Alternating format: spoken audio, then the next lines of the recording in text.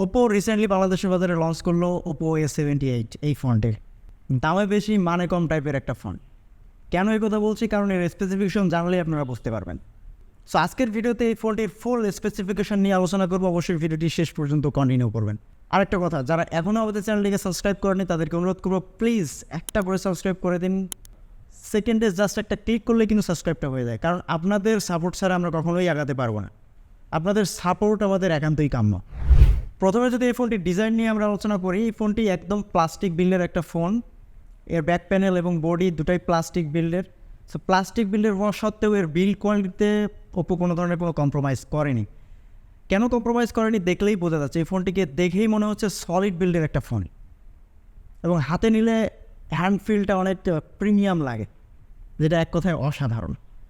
এই ফোনটি দুটি কালারে বাংলাদেশে এসেছে, একটা ব্ল্যাক এবং একটা ব্লু অর্থাৎ গ্রিন কালার। ব্ল্যাক কালারটা দেখতে মোটামুটি ভালোই লাগে, গ্রিন কালারটা আরও বেশি চমকপ্রদ।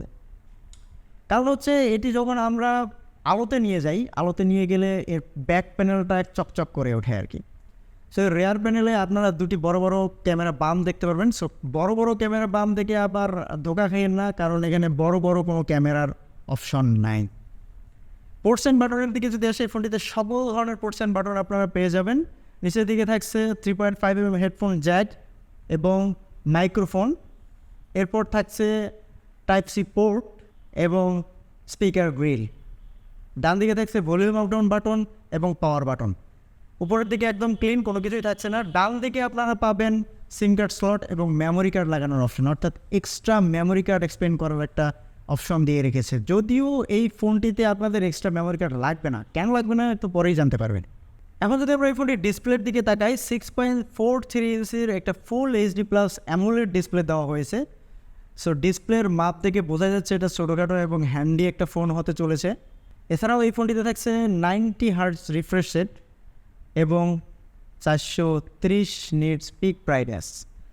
সো যে দামে এই ফোনটি লঞ্চ হয়েছে বাংলাদেশের বাজারে, এই দামে এই ফোনে 90 হার্টজ না দিয়ে 120 হার্টজ দিলে মনে হয় বেটার হতো। আর এর ব্রাইটনেস খুবই কম হয়ে গেছে, কারণ 430 পিক ব্রাইটনেস খুব একটা মানানসই না এই দামে। যখন আপনার আউটডোরে যাবেন, আউটডোর ভিজিবিলিটিতে অনেক ঝামেলা হবে, কন্টেন্ট ওয়াচিংয়ে খুবই ঝামেলা করবে এই ফোনটি, কারণ 430 পিক ব্রাইটনেস অনেক কম। আউটডোর ভিজিবিলিটিতে প্রচুর প্যারা দেবে এই ফোনটি আপনাকে। তবে একটা স্বস্তির ব্যাপার, 90 হার্টজ রিফ্রেশ রেট থাকার কারণে স্ক্রোলিংয়ে স্মুথ একটা এক্সপিরিয়েন্স পাবেন আপনারা।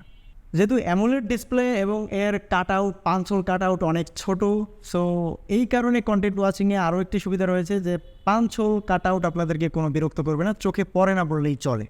এছাড়াও এই ফোনটির আরেকটা খারাপ দিক রয়েছে, এই ফোনটির চারদিকের চিন বা বেজেলগুলো ছোট চিকন চিকন হলেও নিচের দিকের যে চিনটা রয়েছে এটি কিন্তু অনেক মোটা, এটি সচরাচর চোখে পড়ে আমাদের। একটা ভালো দিক রয়েছে, সামনের দিকে এখানে ইউজ করা রয়েছে কর্নিং গরিলা গ্লাস 5 এর প্রোটেকশন, যার কারণে হঠাৎ করে হাত থেকে পড়ে গেলেও ফোনটি ডিসপ্লে ভেঙে যাওয়ার কোনো সম্ভাবনা নাই আর কি। এরপর যদি স্টোরেজের দিকে আসি, এখানে 8GB র্যামের পাশাপাশি 256GB স্টোরেজ ইউজ করা হয়েছে।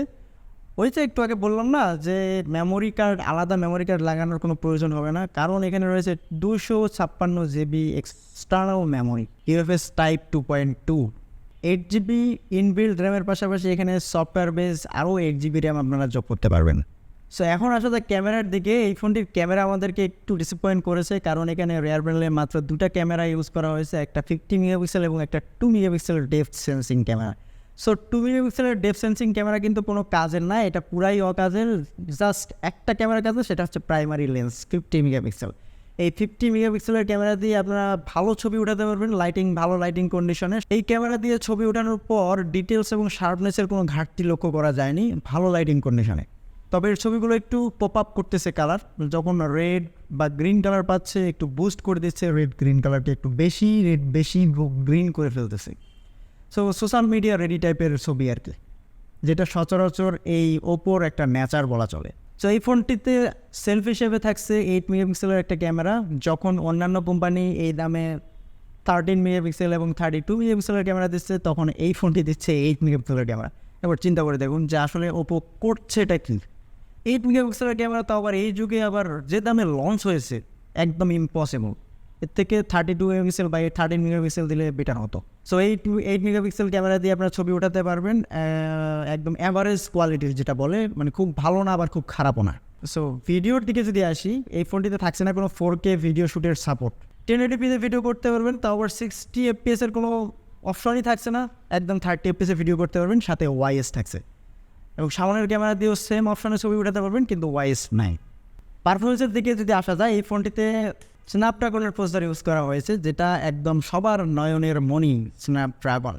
সো স্ন্যাপড্রাগন 680 প্রসেসর ইউজ করা হয়েছে, 6 ন্যানোমিটার ফেব্রিকেশনের তৈরি একটা প্রসেসর, অবশ্যই অক্টাকোর প্রসেসর।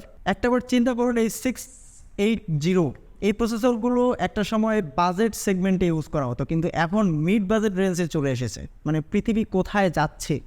যদিও এই প্রসেসরটি খুব একটা খারাপ না, ভালোই বলা চলে, তবে দাম বিবেচনায় এই প্রসেসরটি আন্ডার পারফর্ম করবে।